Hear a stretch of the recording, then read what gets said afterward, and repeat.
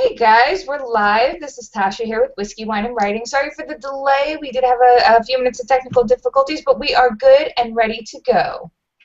And I'm Nikki, and we are so excited for today's guest. I'm extra excited because it's one of my closest friends, the lovely Lindsay Tigar, blogger extraordinaire of the very popular relationship blog Love Addict, Confessions of a Love Addict, which you can find at loveaddictnyc.com. Say hi, Lindsay. Hi, everyone. Happy to be here. So, Lindsay, we're so excited to have you on, especially because you have such a unique agent story. For those who are just tuning in, Lindsay had been blogging for the past, was it 4 years for your blog? 4 years. Yes. And with it last year, got an agent who approached her because of her blog. So, Lindsay, why don't you just tell us a little bit about how you started your blog and why and how that's brought you to this place today? Okay, great. So for those of you who aren't familiar, I blog at loveaddictnyc.com, and so this blog started in September of 2010, which feels like a million years ago. I moved from North Carolina to New York in March of 2010, and I was working at this very small business magazine writing about taxes and finances and things that no one really wants to write about at the age of 21. But it was my first job, and it was the only way that, I could live in New York. So, I got to my birthday in September, and I went, and, it's kind of this dramatic girl story where you go out for your birthday, and no guy asks you to dance, but it's your birthday, and you're so upset, and you're so sad. And so the next day, I had my glass of champagne and the bathtub with me that actually was a communal bathtub that I shared with the floor that I lived on in Harlem, which is very gross. I scrubbed it before I laid in it, just that up. And I was just so depressed. I was so sad that, it was my birthday and I had a job and I was living in New York and I didn't have a guy. And I kind of had one of those, what the hell is wrong with you moments. And, here you are living this dream that you've always wanted. Why can't you get over not having a boyfriend? So my blog was born as this journey. I kind of pinned it to the Alcoholics Anonymous, 12-step program to getting over guys and learning to love yourself. And so I started this blog and I started blogging. And my goal was just to write every single day for a year. Nothing else. I just wanted to write every day. I wanted to write about things I actually cared about. And so I started this blog, and a couple months later, it was featured on the homepage of WordPress. And from there, the blog just really took off. I finished my 1-year journey of writing every day, and then from there, I wrote, here, maybe 3 times a week ever since then for the last, it'll be actually 5 years in September, which is, again, so crazy. So yeah, last year, an agent was interested, and, we really we agreed on how to pitch the book and, what I wanted. I'm very, very specific about my brand, and I'm very specific about what I put out there, and so it was nice to find someone who aligned with what I wanted to. Awesome. I love, especially, first of all, I have to say, that this tub was real. I saw it. I was in New York with Lindsay too. It was the I've ever. Very brave. I don't think I could live in a place that had a communal bathtub. I don't think I could do that. I'm not that brave. And I just. Ugh, it's bad. I love that it's that story of, I think as writers we all face rejection a lot, and we always, whether it's, love or writing, wonder if we're ever going to get to where we want to be, and instead of feeling so rejected, you decide to make something with that. I find that inspiring. Yeah, great. We actually have, Lane says hello. Hi, Lane. Oh, hi. Lane is one of our faithful viewers. She's with us every week, and she's always talking and asking questions. She's really fun to have around. Hi, Lane. Nice to meet you. If anyone wants to come on and ask Lindsay questions about blogging or branding, we'll be asking questions as we go tonight, but feel free to hop in the Google Hangout, ask questions in here, or use our hashtag WWWriting on Twitter. That's not to be mistaken with our @WWWriting, because we have a full stream, so we need to make sure you use the hashtag so we catch it and we know it's the question for Lindsay.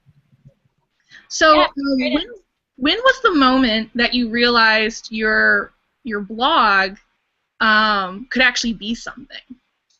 I think there were a couple of moments. I wrote this blog called "Frankly, I Do Give a Damn," and it it was actually relating to a guy that I was dating at the time who was actually a character when, not a character, he's a real person, but, I don't ever use real names. So his name was Mr. Unavailable / Mr. Possibility. And I was just really mad at him. And so I wrote this blog that was, I do give a damn, and like, this isn't okay. And I'm mad. And I was just like releasing all this tension, and was actually at work. And Nikki, you were the one who was like, wow, you're like, something's going on. Because I kept texting, I was G-chatting Nikki at work, and I was like, my traffic, it's insane. It's never this high. Like, oh my God, what's happening? And I was like, maybe I'm featured somewhere and I don't know about it. And she was like, I'm going to figure it out. Don't worry.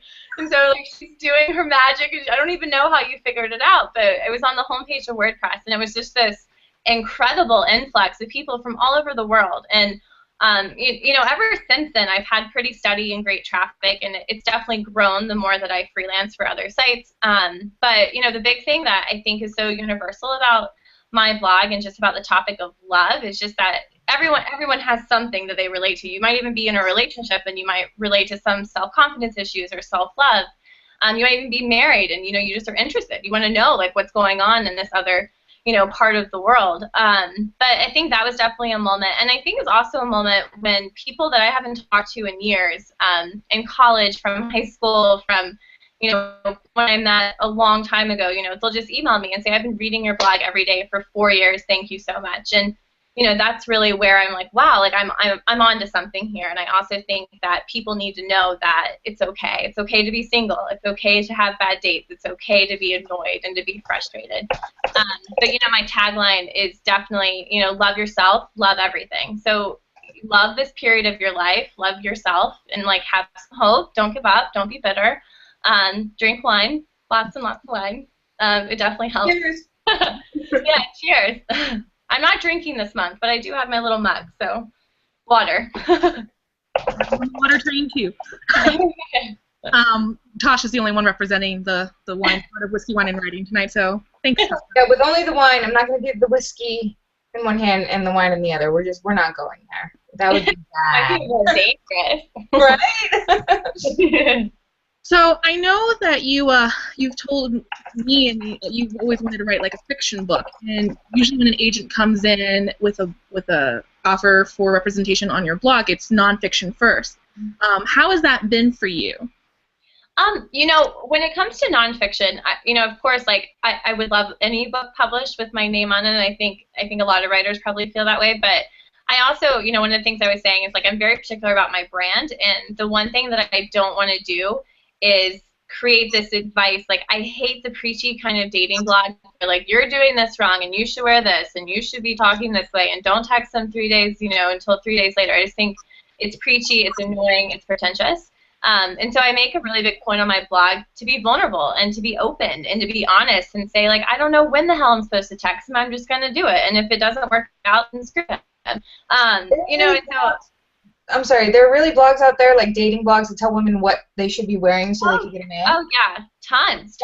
That's okay, guys. Don't let a blog tell you what to wear to attract a man, please. Okay, yourself, find the man who's gonna love you for you. That's my little bit of advice. No, I agree. See, I love that. That's very love addict brand. And so whenever it's actually a couple. Gosh, Nikki, when was it? I guess it was 2013. I had some interest from another agent at a different agency, and she really wanted to make me into this self-help guru, dating expert, Lindsay Tigar. And if I was a dating expert, frankly, I think I'd have a boyfriend. Maybe. I don't know. So I did not want to be pitched that way. And so when my agent, Christopher, whenever he approached me, he was very, I told him, like, I absolutely am interested. Like, I love talking to you on the phone, and I love getting to know you, and I really think that we're a match here, but I don't want to be a dating expert, and I don't want to write self-help. And so we've been able to find a compromise. And so for me, I think because my readers have followed along on this little journey, I hope to get them a happy ending, and I also want one for myself. But I think writing a book that is based on the blog makes sense for my first book, and hopefully everyone will buy it, right? Everyone? I'll buy it. I mean, your blog is fantastic. And then sorry, go on. Oh, and then, like, hopefully if you buy it, it's good, then, like, I can try fiction after that, because I think if you'll like my blog, you like my fiction too, so. Plus, you have such great experiences too, and I think that's half the battle with writing, honestly. You know. Yeah, writing about your life is a tricky thing.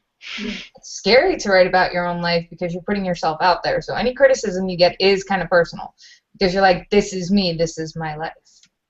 So I think that's right. An interesting thing is that a lot of authors or people wanting to be authors, they struggle with the, oh, should I have a website? Should I have a blog? How much should I put myself out there? I'm really shy. What is your advice to someone who's maybe more reserved about the idea of putting themselves out there? I think it depends what your end game is. For me, I definitely wanted, I wanted my name attached to it. Like I'm proud of it. I want it to be something. Like I would love to be known for being this person who definitely promotes love and promotes, self-love and this acceptance of however dating turns out and just being very open. But I think you don't have to put your name on there to be a popular blogger. I mean, a great example of this, is the blogger behind like Surrey's Burn Book. I know that's a lot less, serious, but how popular is this person who's made this little blog that's turned into a book by now? And also Humans of New York, like he didn't reveal his identity until way after. And there's even like Babe Walker who writes, these funny like white girl problems kind of books. She never revealed her actual identity. I don't even think she has. I mean, she might have. I don't know. Don't quote me on that. But if you want to be a popular blogger, you don't necessarily have to attach your name to it. But if you want to write personal things that people relate to and you do actually want to put your name on it, I think you just have to have some ground rules on what you share and what you don't. And I definitely have those, especially when you're writing about dating, it involves another person.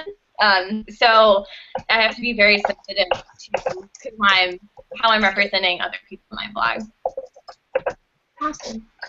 I think, with the level of how vulnerable you've been on your blog, that's probably one of the allures to why you got an agent, because you're just so authentic in your writing and authentic as a person. But that obviously can't be very easy. Have you had to deal with criticism from outside people? And if so, how do you not let that get to you? Writers, we all feel rejection a lot, but I feel like being out there as a blogger, especially, that must be hard sometimes. Yeah, I've had men definitely not want to date me because I'm writing a dating blog. I never use names. I always use pseudonyms, but I think men sometimes are just uncomfortable with how they're portrayed. I've definitely been out with my friends getting drinks or talking about something, and she's like, please don't write about this on your blog. And of course, I'm going to be sensitive to those kind of things. People also, as much as I hate this, I'm often compared to Carrie Bradshaw.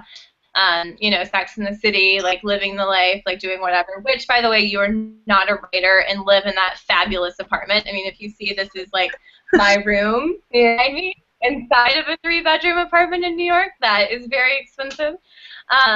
So, I think we'll have this fantasy, and I think they might put me, especially, it's like, oh, she's living in New York, she's going to all these fabulous parties, she's doing this. But, I mean, the truth is I'm sitting in this room that I pay a lot of money for, and saving money so I can eventually have a nice apartment.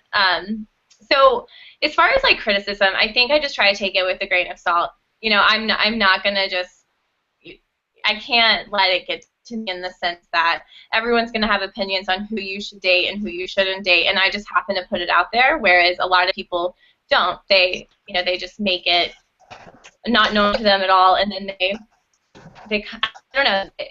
I'm saying I think what a lot of people are thinking, and that can be hard for people to hear sometimes.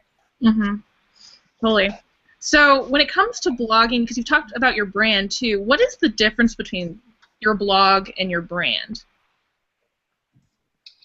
Sure. So with my blog, my blog it's a mixture of so many things. Like, it's a dating blog, but I also write about, self-love is a big part of my blog. I definitely want women to first and foremost love themselves and focus on really making the relationship you have and your confidence #1 priority before you meet anyone. And then also I post other content there that I write for other sites, and it's a way to promote it. It's a way to get more eyeballs to it. And also, like, I'm proud of the stuff that I write for other sites. But as far as my brand, eventually with Love Addict, I would love to have some sort of Love Addict collection, and that's something that my agent and I have been brainstorming, which I never thought of, but makes a lot of sense for who I am as a person. Things like a daily love calendar that's inspirational, or stationery or cards or notebooks or journals or any of that. That just really promotes this idea of being single and like loving it, but also like focusing on yourself and inspirational kind of things to help people from not settling. So that, and also, sorry, I said you need self-love before you can love somebody else. Oh, absolutely. And I think so many people forget that. Men, women, everyone. Like, people forget that more than anything else when it comes to dating. They're looking to fill this void, and I think you're always going to have this void unless you fill it yourself. But I also do like a daily love email, and this is like a snippet that was actually, Nikki's grand idea. So thank you, Nikki. You're welcome. Nikki's amazing with that. Fantastic. Yeah. Thank you. It's a little email that is just like an inspiring little 2-paragraph thing, and I've gotten so much response from that from people. Like, I look forward to it every morning, and things take me no time to write, and it's just kind of amazing that like people respond to it so much. So that's another thing I think is something people worry about with blogging is how to engage your audience, and it sounds like you've done it in a very dynamic way. Can you talk a little bit about how you've reached out into your readership and had them basically almost contribute back to you? Because I know you've had a few things with love letters. You had cartoons for a while, or the pictures. That was really great. Yeah. So, I think one of the things that I've noticed just from my readers, the biggest piece of advice I get is that you make me feel less alone, which is so flattering to me, and that's, something that I wanted from the very beginning, is for women to not feel like crap about dating and to not feel so alone. I've had readers in Kenya and Dubai and South Africa and United Kingdom and Brazil and Puerto Rico, like all over, and they all say the same things. So it's this very universal feeling of finding love and wanting love and struggling with it and worrying if you're ever going to meet someone and, having to continuously go on dates when the last thing you want to do is go on a date.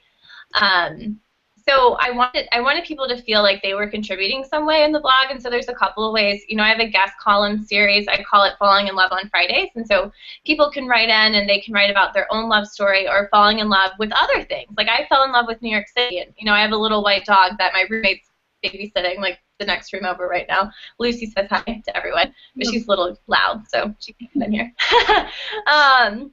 Anyway, so, you can fall in love with so many things. So it's this column that lets people just join in. And from there, I actually had a male reader write in a really great column that was, it said something along the lines of, like, there's always going to be someone prettier, and so you have to let go of that. There's always going to be someone thinner, bigger, smarter, better, stronger, whatever, and so just love yourself. And he actually got a writing gig out of it. So, it's nice to also, like, give back in that sense. But we also do for Valentine's Day something called self-love letters, which is one of my favorite parts of my blog. And so actually right now, if you want to submit, you can email me, Lindsay@loveaddictnyc.com, your self-love letter. Write a love letter to yourself for Valentine's Day, married, single, separated, divorced, whatever you're going through. Always good practice to just remember all the things that make you so special.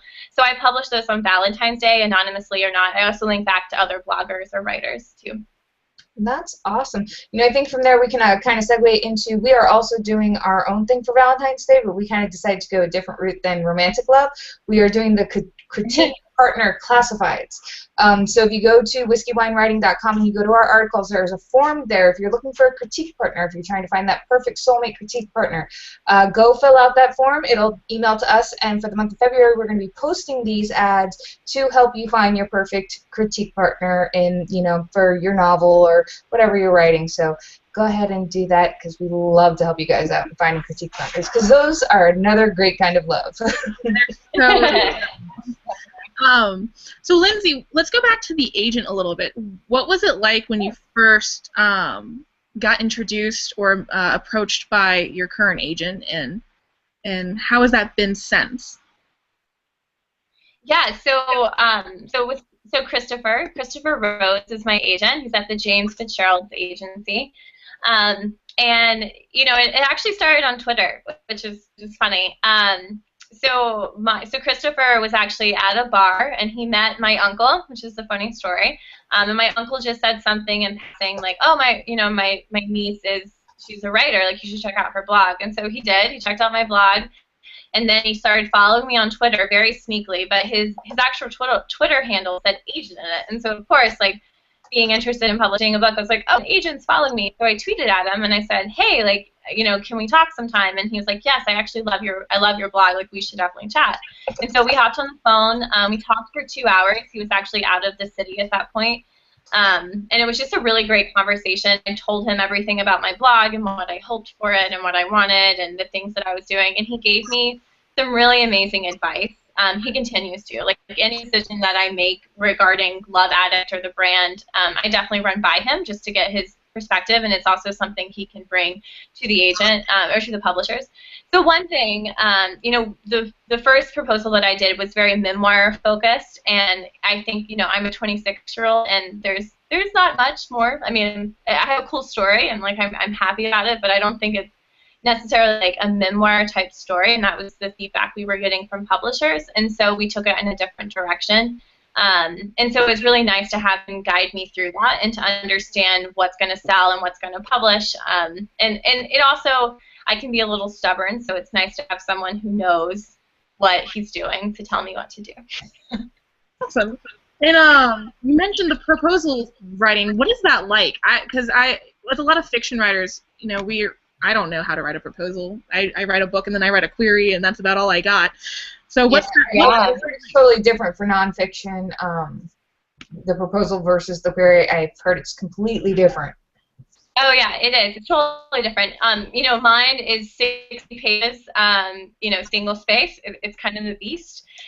So in the proposal, I think for a nonfiction, you're really selling your brand. You're selling yourself and your audience. And so with my blog, you know, I'm able to talk about the demographics of readers, how much traffic I get, how much engagement I have on social, and also I write for numerous other websites that are related to dating, love, and sex, and so I'm able to bring in that traffic from those avenues too. And it's also, it talks about, you analyze the competition, so I will talk about other similar works of nonfiction that mine is similar to, but how I would fill a hole in the market. You also propose a marketing plan, so like how I would personally promote this. You do a chapter outline and you write 2 chapters, so you don't actually write the entire book. And I actually have asked my agent 100 times, like, are you sure you don't want me just to write the book? Like, I'm happy to do it. And he's like, no, they could change it completely, depending on like who your publisher is. So it's actually a better idea not to write the book yet, just to write the beginning of it. Because if you're going to rewrite the whole thing, you know, I guess I would rather wait until I figure out if I have a publisher, which is so different from fiction, I know, but that's kind of how it goes with the nonfiction. That's awesome. That must just be... That's amazing. That would be terrifying to me.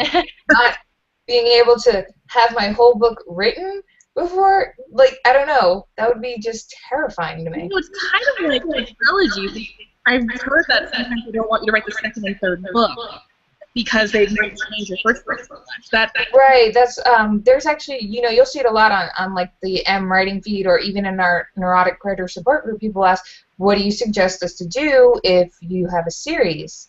And it's like, well, work on your first book, get that ready, send it out, and work on a completely different project, because you have no idea what's going to happen once you pick up an agent.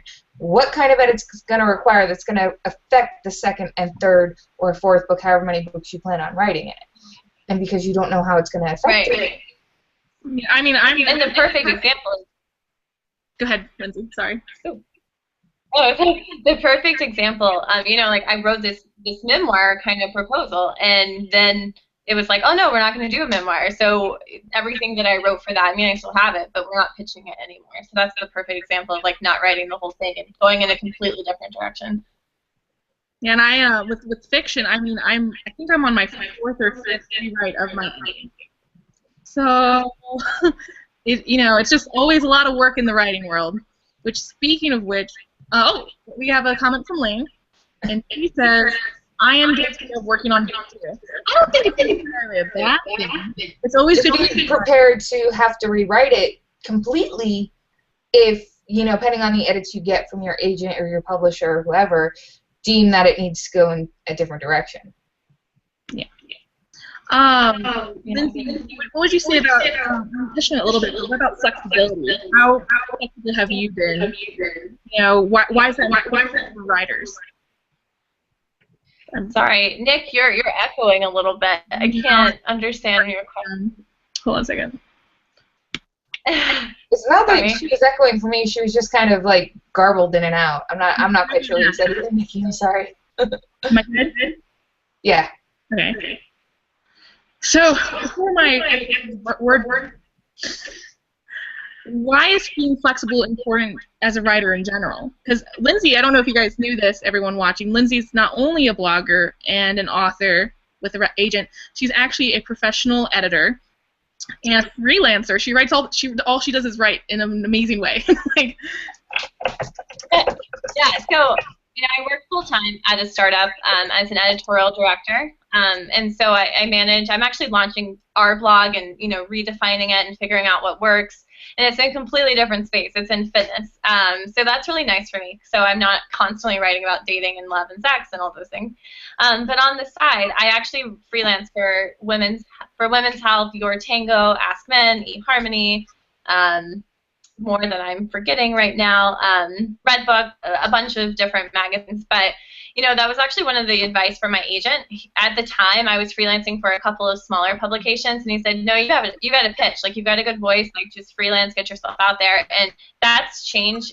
My traffic was already pretty high, but it's rose at more than 30% year over year, and it continues to stay high, which is great. The more traffic you get, especially in nonfiction, for your blog, that's the bigger paycheck you get and the more likelihood that you can actually publish your book. But as far as being flexible, I had a great editor in my first job who told me never take anything personally, and I know that is so hard as a writer. It's hard as a person. But editors are there for a reason, and as agents are there for a reason, and they have your best interests in mind, and they want you to succeed as much as you want to succeed yourself. And so being able to be flexible and to understand the edits, and also I think it's important to ask the right questions. I always ask, well, why are you making this change? And can you tell me to make this better the next time? Or how can we make sure that this is good for me, good for you? It is a lot like a relationship. You're not always going to agree. You're not always going to see eye to eye. You might have some fights. You might need to have, quote unquote, writing makeup sex. But you're going to figure it out. But you have to be able to be flexible because they know the market a lot better than you do. I love that term, writer makeup sex. Please elaborate on what is that exactly? I've never heard that before, but that's fabulous. Well, I think I've definitely had writers who, as an editor, like sometimes you don't rewrite a piece, but you make a lot of changes to it, and then you have to explain it to them. You have to be very kind, and you have to, help them understand why you made these changes. And my agent does it with me too. He's, I'm changing this for this reason, but this is why, and this is why I think we should go this direction. And then afterwards, you're kind of upset, you let it go, and you're like, okay, we're good. We're going to start writing again, and it's going to be fine. I'm going to submit another article. So maybe not as steamy as makeup sex, but different kind of reconciliation. As important as just as important. That's fantastic. You should write a relationship book for writers and our relationships with our editors, because I would totally read that. Because there's definitely those, I think. Hey, yeah, third book. Let's go for it. So how do you balance all of your time when you're building a brand, you have a full-time job? I think a lot of writers get overwhelmed when they are still holding on to their day jobs because, I mean, let's be honest, they're great for the bills and the health care and reconciliation. As important as just as important. That's fantastic. You should write a relationship book for writers and our relationships with our editors, because I would totally read that. Sorry, it's definitely going back to my thing.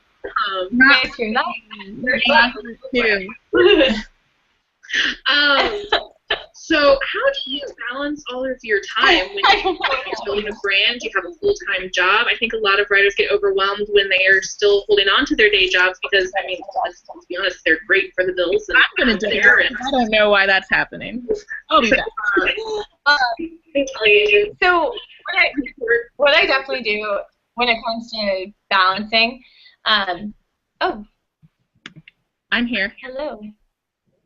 Sorry. There you are. Okay, we're back. So there we go. I was dealing with all the social media stuff. Sorry. That's okay. So All right, so we actually, you're asking about like balancing everything. You know, I actually get asked this a lot. I mean, even by my friends, they're like, how the hell do you do all of this? I think when it comes to, and I've told this to a lot of people who are interested in writing a blog, you know, a blog isn't just something that you can dabble with if you want it to be big. You've got to have a schedule. Your readers have to be able to rely on you. You have to publish frequently. You can't just throw garbage up there. And I definitely have had offers for, you know, paid blog posts, and I turned them down. I turned down the money just because it's not on brand for me.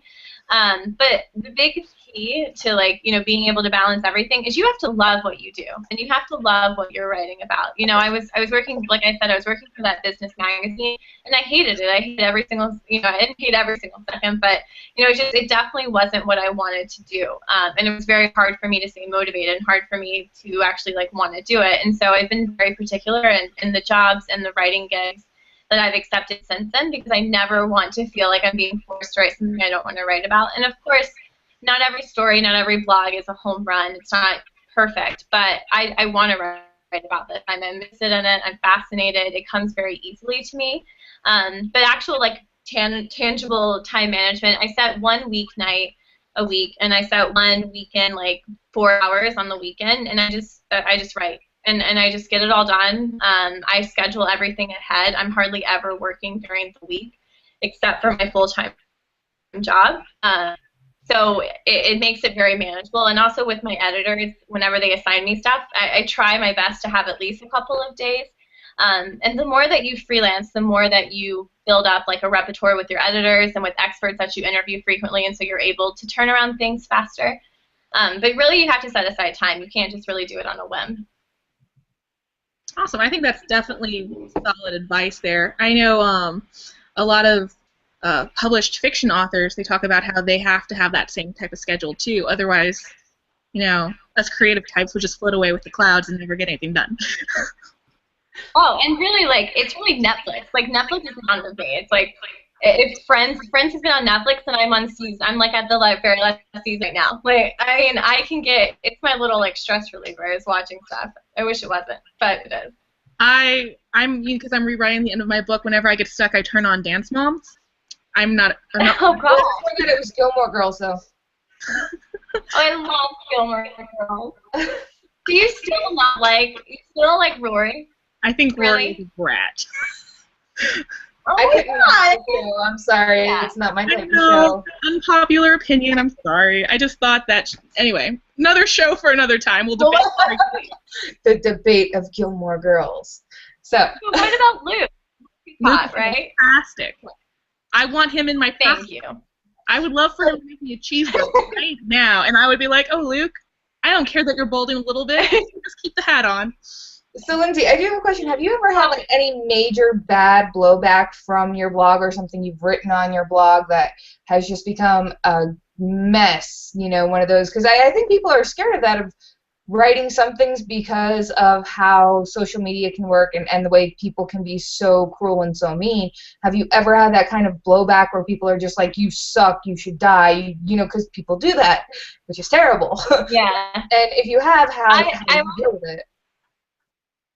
Yeah, I actually had a pretty awful experience. So I was dating my ex-boyfriend. This was like it was 2011. Like, my blog wasn't even a year old. And I had written something along the lines of, like, you know, we were at that stage in our relationship where it was like in between, like, you're gonna call it, you're not gonna call it, like, you're kind of together, you're not together. And so I wrote something about that.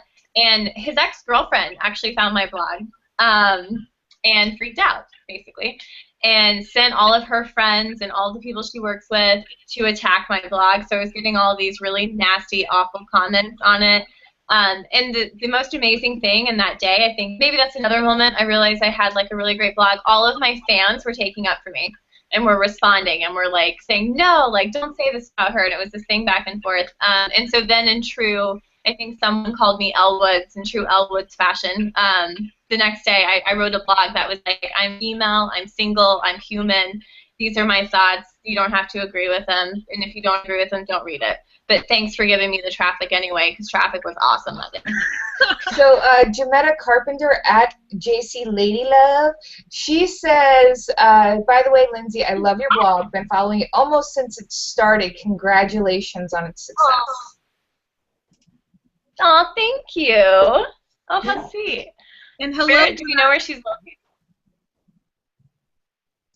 She's actually having some computer problems. She was hoping that there would be a replace. I told her, and guys, if you are having issues, all our feeds are on YouTube.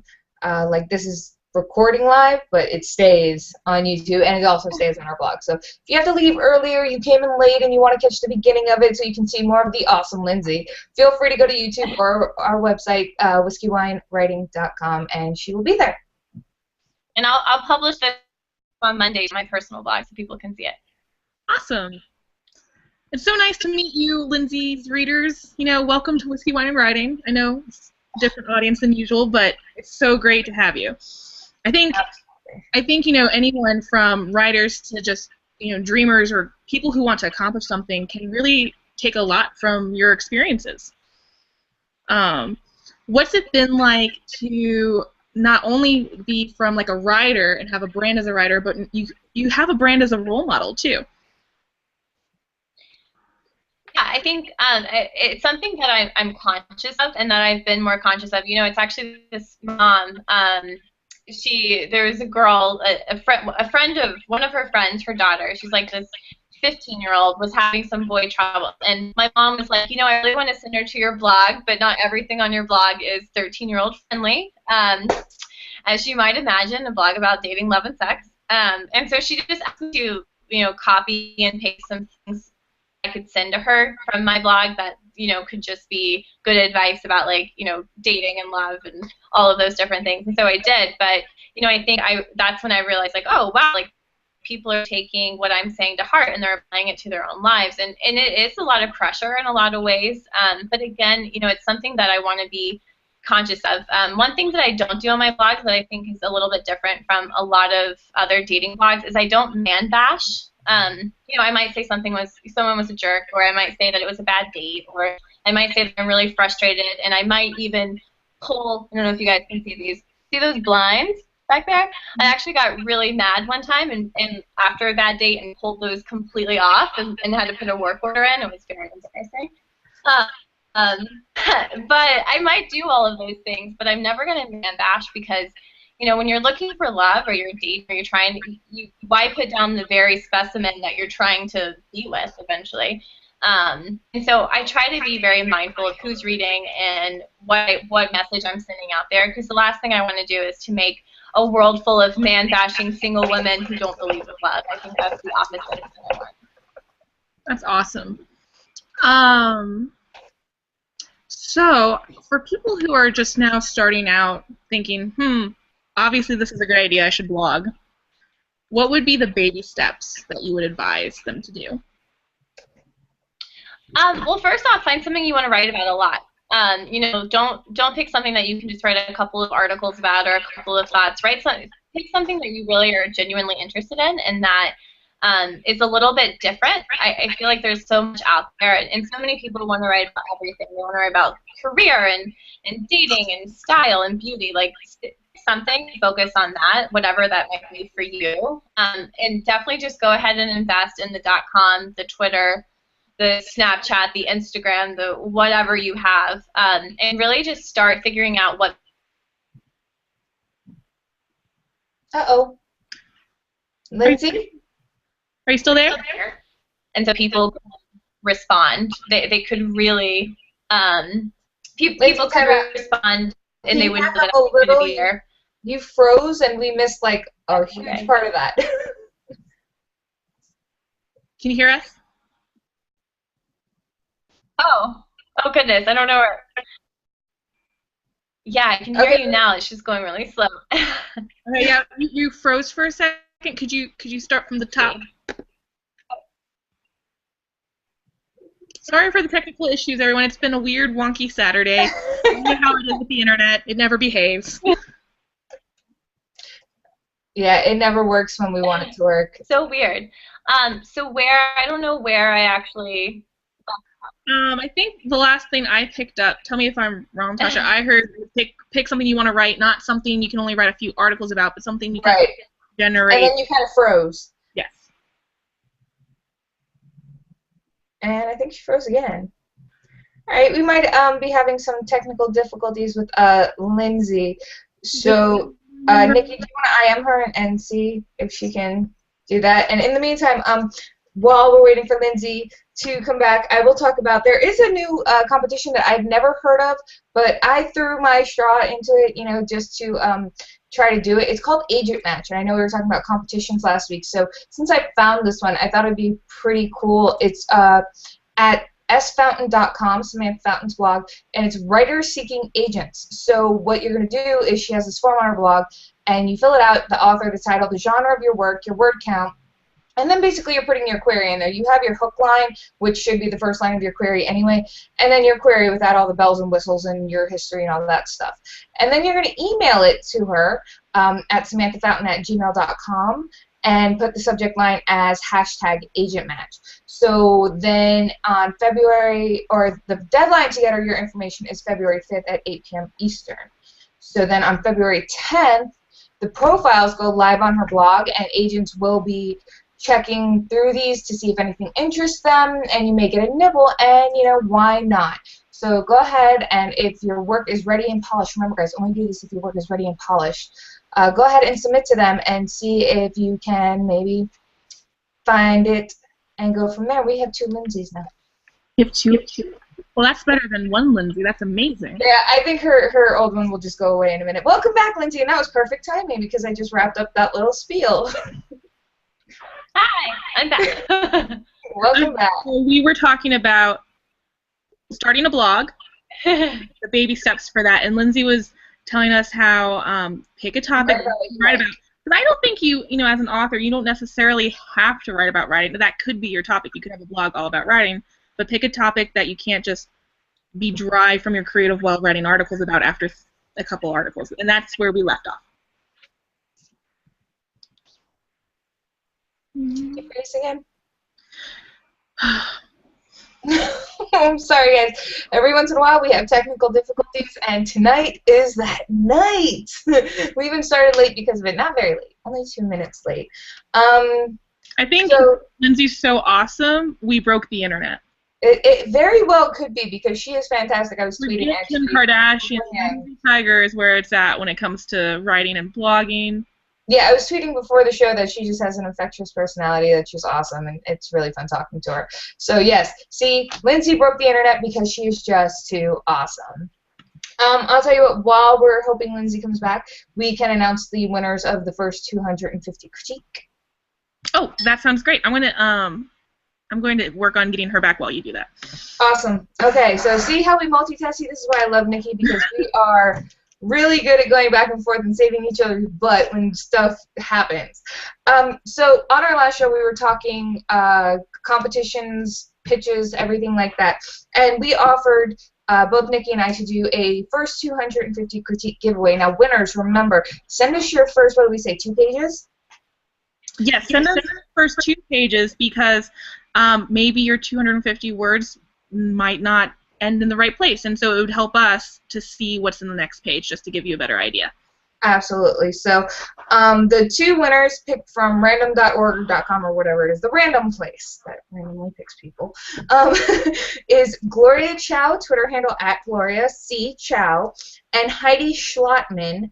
Forgive me if I mispronounced either of those, and that is @Heidi Schlottman. So you 2 are the winner of the first 250 word critique. Send us your first 2 pages to whiskeyWineWriting@gmail.com, and then Nikki and I will each grab one, and we will critique, and we'll probably pass them back and forth because we tend to do that when we're critiquing anyway, just to get the other's opinion. So we will do our best to help you get the best first 250 that, you know, the start of your novel can have for competitions. Now, I mean, that's just our help, so don't just take our help. We're not gurus, but, you know, we are kind of awesome. But make sure you check with your critique partners and everything else like that, because, you know, the more eyes you have on it and the more opinions you can get, you can see what's working and what's not. Yeah, we're all just we're just one opinion. I mean, I've gotten feedback from other people who've graciously taken time to critique my things, and sometimes you go say what, and that's okay. If you hate my critique, I won't be offended because Yeah, no. The thing about critiques is you take what works and you toss the rest away. So, and you know, sometimes you just don't agree with what the critique says, and that's fine too. You don't have to agree with it. Lane, the address for Agent Match is sfountain.com. It's by Samantha Fountain. So go there. It's got all the details and everything else like that. And I believe she said something if it's over a certain amount that she says if I receive over 150 entries, then contestants who have submitted more than one entry will be limited down to one. So apparently you can do more than one entry, which I assume is more than one project. But if something happens, you know, where it's over 150, she's going to limit it to one. So, and Lane says the show is going to crash Firefox at some point. Guys, we are working on getting Lindsay back. I am so sorry that it's taking a minute. But, I think she's back. Victory is ours. Back. Perfect timing again. Okay. Hi. For real, I think. I'm so sorry. Okay. So we're talking about blogging. For everyone who wants to join in on that type of platform, you want to get your name out there more now that you're building a brand. I'm going to mute myself. Hold on. Okay. And Lindsay has been telling us all about how her blog from 4 years ago has blown up into this incredible just journey of opportunities where she has an agent, and now she's telling us how to start one ourselves if you've ever considered it but haven't felt the push to finally do it. Take it away. Okay, finally. My mom, by the way, who is wonderful, and she's on this call. Thanks, Mom and Dad. Hi. My mom just said Mercury's in retrograde for all of you astrologers out there, so that apparently explains all of our technical difficulties. She just texted me. I love her. I love my mom. Hi, Mom. You too, Dad. So, you know, the big thing I was just, you know, you have to choose a topic that you're really interested in, and you need to be specific. You know, there's so many blogs out there about beauty. There's so many blogs about dating, and there's so many about fitness or anything that you actually want to write about. Be specific. You know, my tagline is love yourself, love everything. And so I not only just write about dating, but about all of these topics, exploring love and relationships, and you know, where that be your friendships or your personality or your anything really. And the other thing is when you first start out, establish some kind of consistency with your actual readers. And so I think one of the reasons my blog was so successful in the beginning is that I wrote every day for a year. And so all of the people who were following along, they knew like, oh, she's trying to do this. Like they're almost like rooting for me. They're rooting for me to find love. And then they're also rooting for me to finish this year journey of writing every single day. And so it was this mix. And so I did do that. And I don't think that you should write every day. I will say that it was very difficult to find something to talk about for 365 days. I know, you know, sometimes I like was G-chatting Nikki and was like, what am I going to write about? I have no idea. Peanut butter? Can I write about peanut butter and love? Like, can we relate that somehow? Love but snacks. You know, I did it. First about your love life. What do you eat? I just want to know this now. What do people eat? Is it always ice cream? Maybe it could be peanut butter. Like, I want to know. You know, my actually popcorn. Popcorn and wine. Popcorn? Wait, does red wine go with popcorn, or does it have to be white wine? I only do red. Okay, good. Cheers. Yeah, there you go. So that would be my other thing. And then the other is decide from the beginning what message you're trying to send. Your message can be as simple as like helping people dress better for their bodies. It doesn't have to be something profound. But whatever message you're trying to send, every decision that you make around that is your brand. Like that's how you're actually going to continue to establish yourself. Awesome. Okay, and now I think I know what your answer is going to be on this. But for those who are new to like the technological world of blogging, what platform is your favorite? Because there's, you know, Blogger, there's WordPress. Some people are blogging on Tumblr. What would your advice be on starting an actual blog? You know, I love WordPress. My blog's on WordPress. I think it's very user-friendly. They have a lot of really amazing forums that can help you answer questions. I also think just as far as like looks-wise, if you can't design a blog, like I can't design a blog, they have so many templates that you can buy that actually aren't that expensive, and so you can kind of custom design it. And they also offer a service where they can custom design it for you too. So I'm definitely a big WordPress fan. And they put it on their homepage, so I kind of have to be right. Well, I did both. I did Blogger and I did WordPress, and after doing both, I prefer the mechanics of WordPress. I think it's a cleaner platform, and I think that you have more options with it. Oh, agreed. And I've worked on the back end for so many different organizations, and I'm not gonna lie, a lot of them use WordPress professionally. So it's just that's where it's at. We use WordPress at my company too. So yeah, WordPress is very, very popular among companies and websites because so many website hosts will allow you to incorporate WordPress directly into their platform. Oh, yeah. Yeah, that's really great. I actually have a quick question. So I was talking, we were joking online earlier with the Twitter people. We were like, we should have a writer's retreat. And then I think it was Lana who said, yeah, we'll sit there and we'll wait an hour to see who matches their online personality first. Now, for me, I don't really have an online personality. What you see is what you get. In the blogging world, do you think it's important to have a separate online personality or to be yourself and let that work for you? I definitely think you should be yourself. I think it depends on what your goals are, though.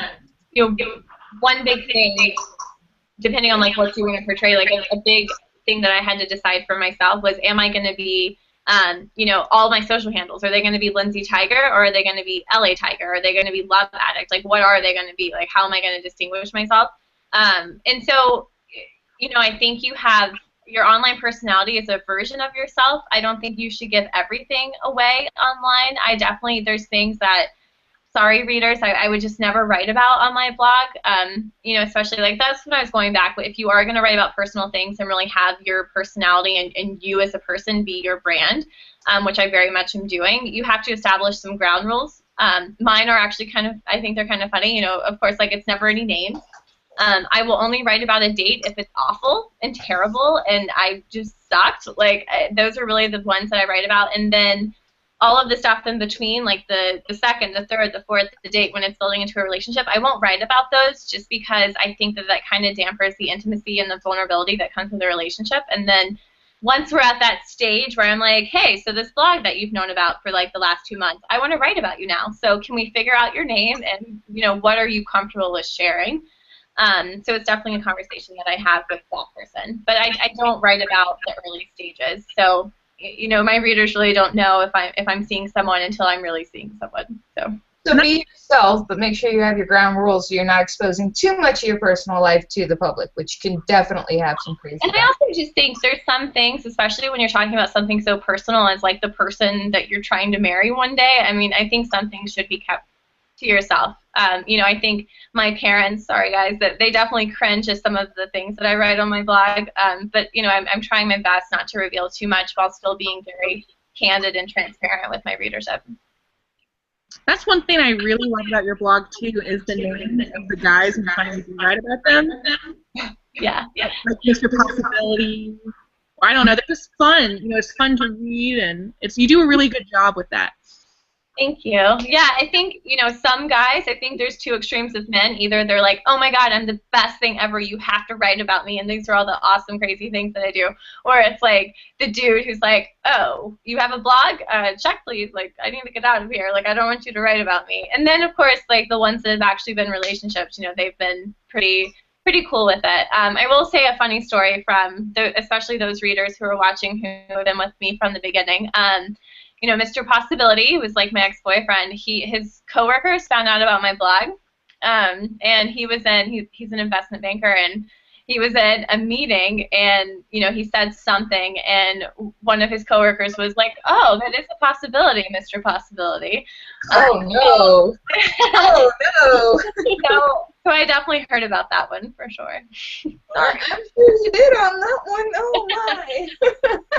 Can I hold on available for a second? Is that okay? Because I thought that was probably one of the best nonfiction reads. But plot device-wise, it was just ingenious. Can you talk about that? Talk about what? Yeah, you cut out, Nikki. What happened? Mr. Unavailable. Oh, yeah. So I actually, again, for readers who maybe haven't been here from the beginning, but if you were, you'll find this very interesting. I'm hearing myself on feedback. Do you guys hear that? Yeah, just a little bit. Okay, I'll turn myself down. So when I first met my ex-boyfriend, you know, he was just coming out of a relationship and I was too. And so I decided to make him Mr. Unavailable because emotionally he was unavailable, and, you know, I was too at the time, because I had just decided to start this blog, and of course when you decide to start something like being single, you need someone, which is the way of the universe. And so we were friends for a couple of months, and then they started turning into something more. But in my blog, he still was this Mr. Unavailable character, and I didn't want to really reveal that this person who was my friend was becoming my boyfriend. And so I created a completely new character for him, this possibility. And then there was this reveal blog that got a ton of traffic that was like, you know, the possibility of unavailability is like sometimes someone who was once unavailable becomes possible. So not to rule them out. But again, like, you know, he was impossible in the end, but I don't think that is the same way for everyone. But like I said, I thought that was one of the best, just coolest plot devices ever. I mean, not that your life is a plot. It kind of is, though. I mean, it kind of is like a romantic comedy. Yeah, but it was like, you know, with that, what she was saying about keeping some things private, she ended up blogging about the same guy with 2 different names just to keep things, the mystery going. I don't know. It was just beautiful how it came out. You have to read her blog to really get Start at the beginning. Yeah. 700 blog posts. Good luck. Well, we are coming up on the end of the hour, so is there any parting words or advice for someone who, people who are struggling to get their agents the traditional way, those who are thinking they want to blog, anything you want to say to aspiring writers everywhere? Yeah, you know, I think the biggest thing that I would say is, you know, just 100% believe in yourself. I know that sounds so cheesy, but, you know, I decided at 5 years old I was going to be a writer, and here I am, you know, 21 years later. I was about to say, I think you're older than 11, but yeah, all right. Writer, I don't do math. Can anyone tell? No? Not at all. 21 years later, like, here I am. You know, and when I moved to New York, you know, I didn't have a job, I didn't have an apartment, I didn't really have any friends. And it's amazing how fast your life changes, and how in like 5 years later, here you are with like the possibility of a book, and you're writing for publications that you only dreamed of writing about one day.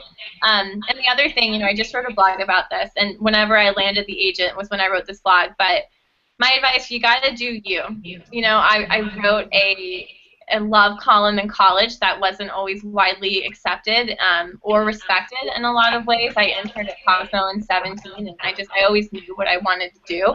And people aren't always going to agree with you. They're going to put you down. They're going to call you girly. They're going to say all kinds of stuff. But I've always held true to like what I wanted, and I believed in it. And I think that positivity and putting that out into the universe definitely will help, along with hard work and determination, and spent many, many hours scheduling tweets and blog posts. You know, definitely is work on top of that. But you got to do you, and you stay true to your brand and the message that you're trying to send, and people will pay attention. That's awesome. Solid advice. Amazing advice. Yeah. Yeah, so thank you. Yeah, thank you guys so much. I'm sorry for all these technical difficulties. It happens. It really does. I mean, you can't predict the internet sometimes. It just doesn't want to work for you. Yeah, we broke the internet. Take that, Kim Kardashian.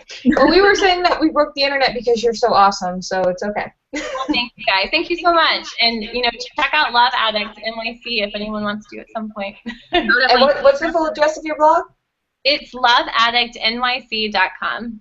There you guys got it. So go check out Lindsay's blog, and we hope you had a great time with her and all her wonderful advice between love advice and self-love, and, you know, how to make your blog just wild. So, guys, have a wildly creative night, and we will be seeing you next week. Bye. Bye. Cheers.